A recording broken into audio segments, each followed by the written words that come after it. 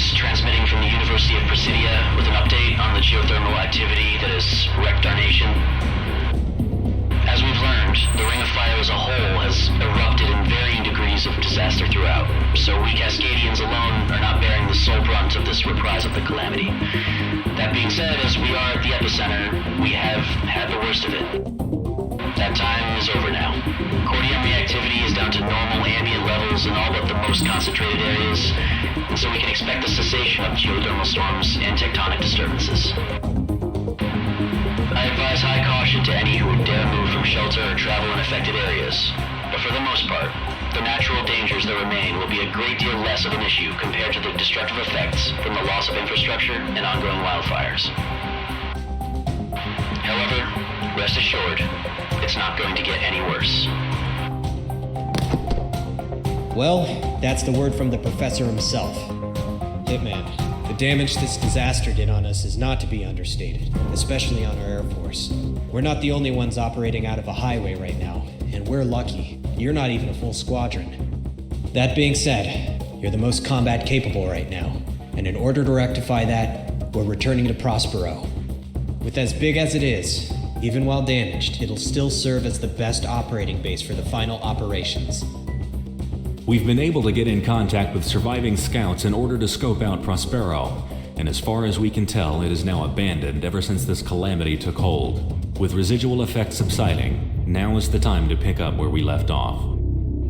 Hitman team, move into the airspace above Prospero and maintain air superiority as we move manpower and equipment in. Initial recon denotes that there is nothing in the way of any Federation ground forces in the surrounding areas or on site, so the biggest threat will come from the air. Equip your planes appropriately, wheels up in the hour.